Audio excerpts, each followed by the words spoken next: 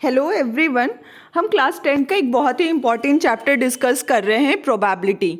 ये आज लेसन 3 है। लेसन 1 और लेसन 2 मैंने वीडियोस ऑलरेडी अपलोड कर दिया है। अगर आपने उस वीडियोस को नहीं देखा है तो कॉन्सेप्ट क्लैरिटी के लिए, ताकि आप में एक बहुत अच्छा प्रोबेबिलिटी से रिलेटेड कॉन्सेप्ट क्लियर हो जाए और आगे अगर फर्दर आप मैथ्स पढ़ते हैं तो आपका ये कॉन्सेप्ट उसमें बहुत हेल्पफुल होगा।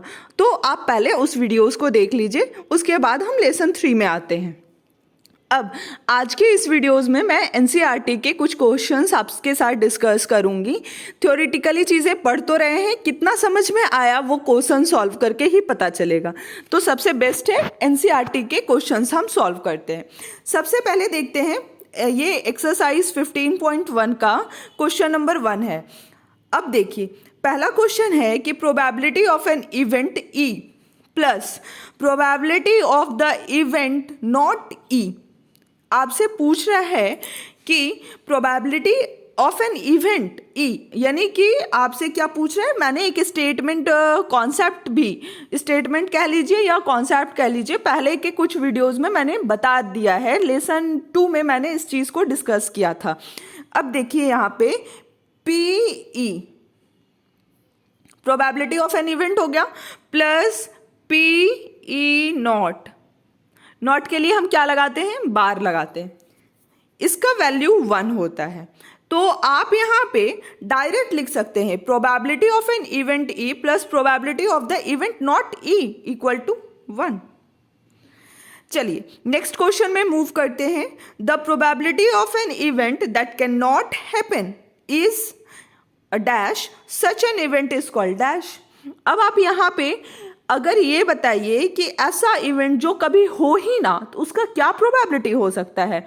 उसका प्रोबेबिलिटी बस यही है कि देखिए, जो इवेंट कभी होगा ही नहीं, जैसे मान लीजिए कि मैंने आपसे बोला एक डाइस थ्रो कीजिए और आप चाहते हैं डाइस थ्रो किया, तो मैक्सिमम आप कितना ला सकते हैं, 6 ला सकते हैं। लेकिन आपने सोचा कि जीतने के लिए मुझे 9 आ जाता तो ज़्यादा अच्छा था। इट इज़ पॉसिबल कि आप एक डाइस थ्रो करें और आपको एट रैंडम 9 आ जाए, तो आ ही नहीं सकता ना, ये तो पॉसिबल ही नहीं है।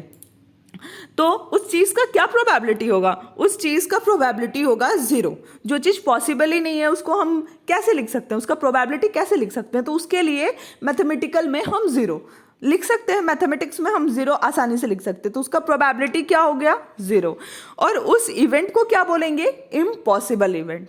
क्या बोलेंगे हम, इम्पॉसिबल इवेंट। मैंने प्रीवियस वीडियो में बताया रखा है इस चीज़ के बारे में, चूंकि यहाँ पे क्वेश्चन आ गया तो मैंने फिर से डिस्कस कर दिया। इम्पॉसिबल इवेंट आप अच्छे से नोट कर लीजिएगा। चलिए अब हम नेक्स्ट क्वेश्चन की तरफ मूव करते हैं। हमारा नेक्स्ट क्वेश्चन है, the probability of an event that is certain to happen is, और such an event is called.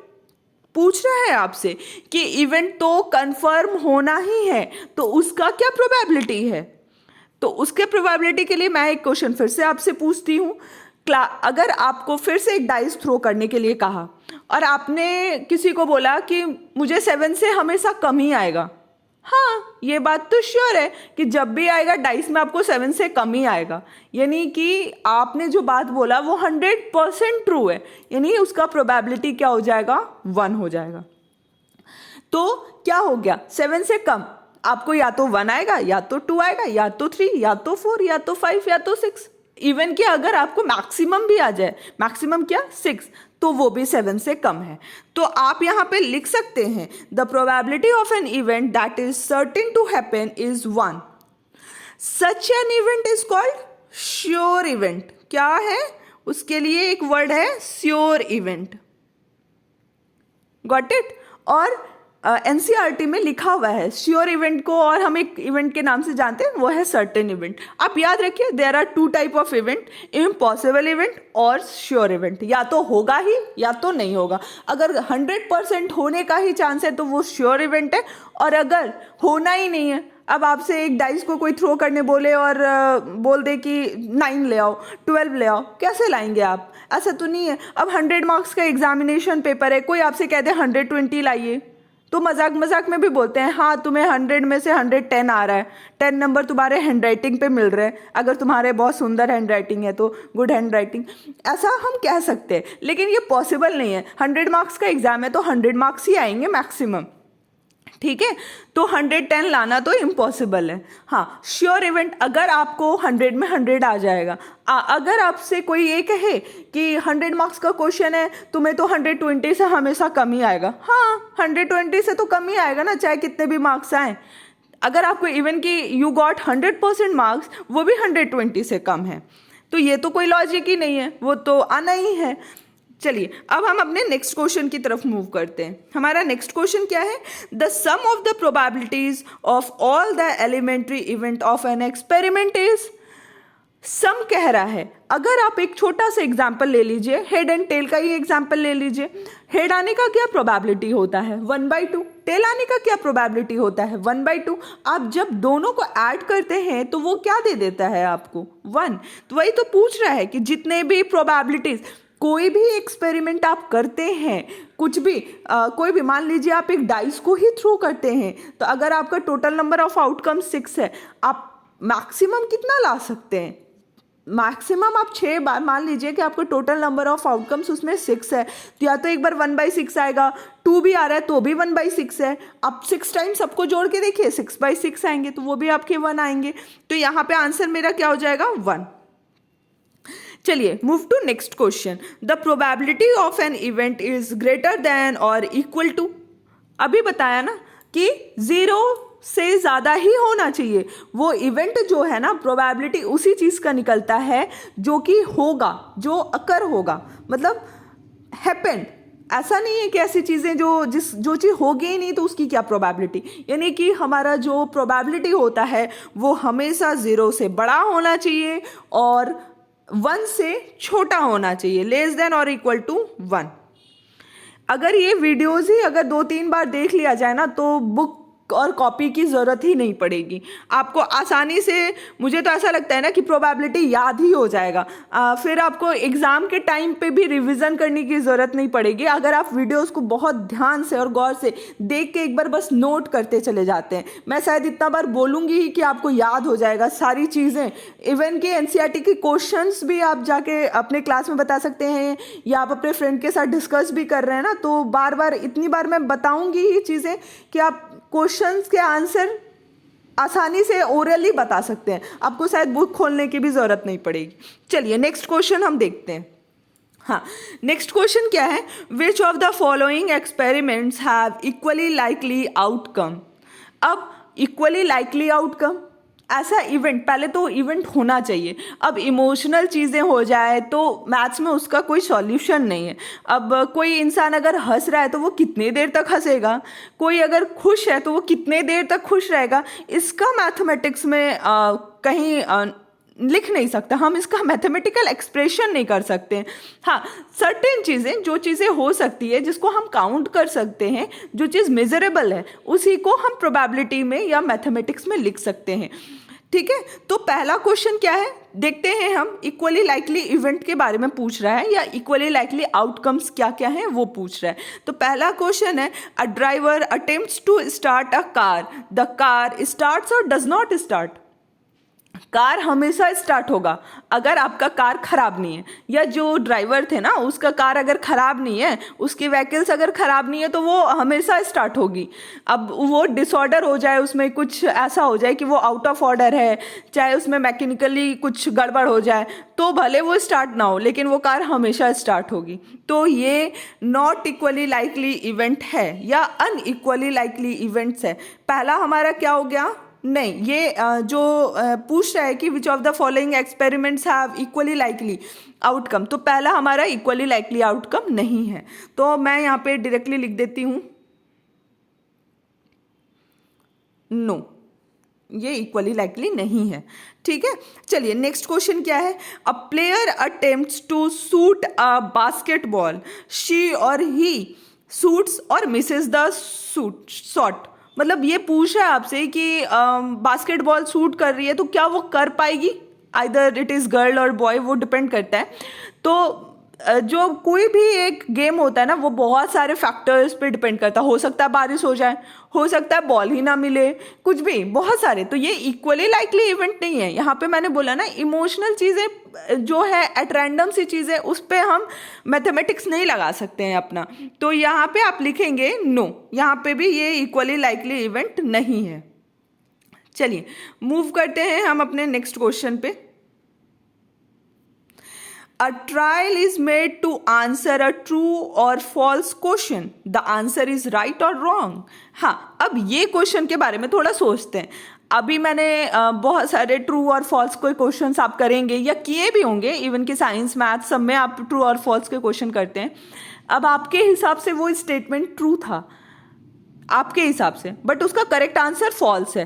तो वो आपने जो आंसर लगाया ट्रू या फॉल्स, वो या तो गलत ही हो सकता है या तो सही हो सकता है। यानी ये इक्वली लाइकली हो गया ना।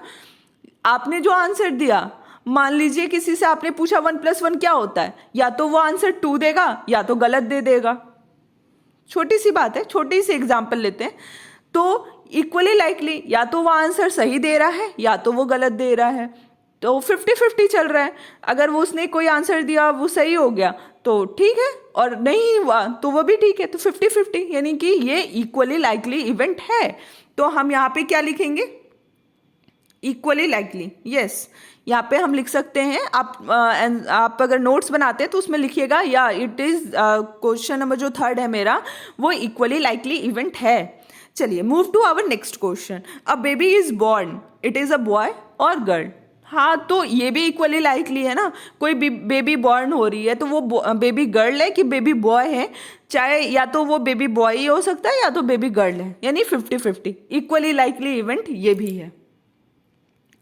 अब हम मूव करेंगे अपने नेक्स्ट क्वेश्चन पे।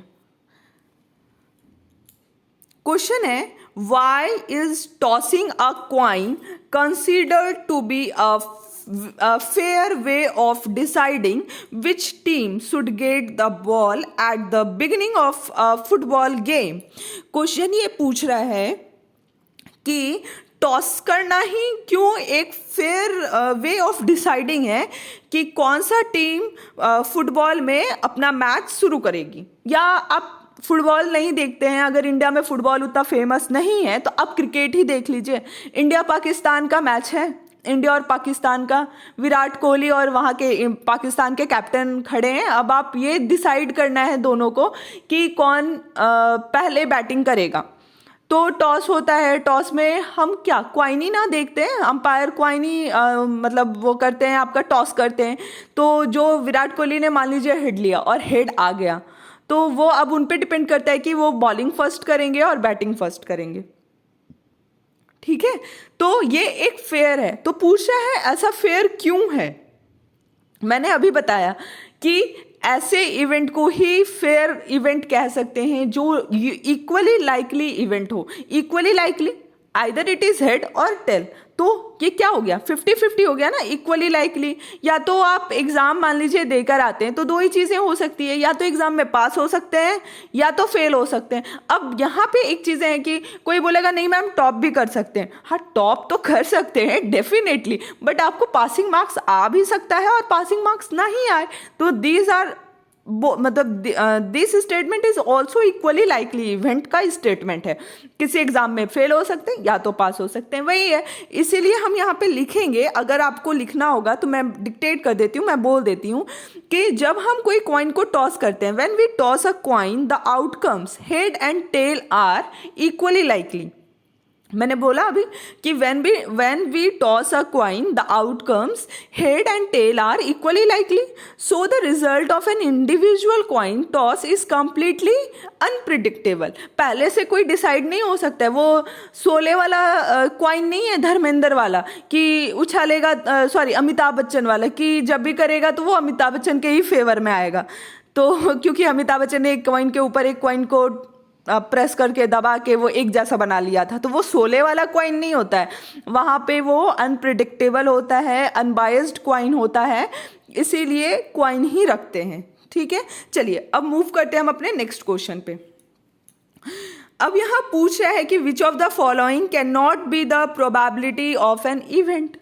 अब मैंने बताया था कि अगर प्रोबेबिलिटी के लिए बस एक चीज़ ही याद रखना है, या तो प्रोबेबिलिटी या तो नहीं, प्रोबेबिलिटी हमेशा 0 से बड़ा होगा और 1 से छोटा होगा। तो 2/3 क्या है, 0 से ज़्यादा ही होगा, तो 2/3 तो हमारा है, प्रोबेबिलिटी आ सकता है। अच्छा, निगेटिव तो मैंने नहीं बोला है, यानी कि यहाँ पे जो आपका प्रोबेबिलिटी नहीं हो सकता है वो इवेंट का, वो माइनस में है, निगेटिव वैल्यूज़ नहीं हो सकता है, निगेटिव वैल्यूज़ 0 से कम है, तो 0 से हमेशा ज़्यादा होना चाहिए और 1 से कम होना चाहिए। 15% is also less greater than 0 and less than 1। क्यों? क्योंकि 15 बाई आप 100 लिख लीजिए, ठीक है। अब आप इसको लिख सकते हैं 0.15। ये 0.15 जो है ये 0 से तो बड़ा है और 1 से छोटा है। चलिए, अब नेक्स्ट क्या है हमारा, डी में 0.7। 0.7 ये भी 0 से बड़ा है और 1 से छोटा है। तो क्वेश्चन नंबर 4 में सिर्फ एक माइनस वाला जो पोर्शन है ना, ये प्रोबेबिलिटी का जो इवेंट है, ये नहीं हो सकता है, प्रोबेबिलिटी निगेटिव में नहीं होता है। चलिए, अब हम नेक्स्ट क्वेश्चन की तरफ मूव करते हैं।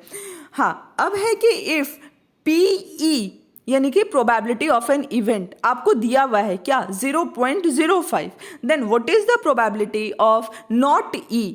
चलिए, एक एक्सप्रेशन, एक कॉन्सेप्ट मैंने ऑलरेडी आप लोग से डिस्कस किया था, उस कॉन्सेप्ट को लिखते हैं यहाँ पे। क्या मैंने डिस्कस किया था, probability of event E plus probability of event मतलब नॉट ई के लिए मैंने बार बताया था, इज इक्वल टू क्या होता है, 1 होता है। ये कॉन्सेप्ट मैंने लेसन 2 में बहुत अच्छे से समझाया है। अगर आप लोगों ने उस वीडियोस को नहीं देखा है तो मैं डिस्क्रिप्शन बॉक्स में, इस वीडियोस के डिस्क्रिप्शन बॉक्स में मैं उसके लिंक्स को डाल दूंगी, तो आप वो दोनों ही वीडियो देख लीजिएगा पहले, तो उससे क्या होगा कि कॉन्सेप्ट बिल्डअप होता है। चलिए, तो PE क्या है, वो है 0.05, करेक्ट।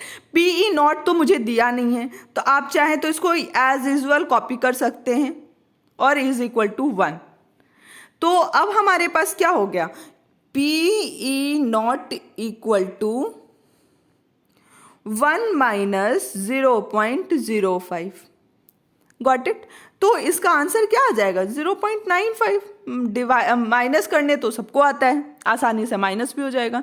तो हमारा क्या आंसर आ गया, PE नॉट का, नॉट E का क्या आंसर आ गया, 0.95। तो आज भर के लिए फिर इतना ही रहने देते हैं, और जो भी प्रीवियस में वीडियोस मैंने डाले हैं वो भी देख लीजिए। इस लेसन से रिलेटेड भी अगर आपको कोई प्रॉब्लम हो, कोई दिक्कत हो, तो कमेंट बॉक्स में कमेंट करके ज़रूर पूछिएगा, ताकि आपके भी क्वेश्चंस मैं ज़रूर देखूंगी और उस क्वेश्चंस को फिर आगे नेक्स्ट जो वीडियोस बनाऊंगी उसमें इंक्लूड कर दूंगी। तो आज भर के लिए इतना ही। Thank you so much.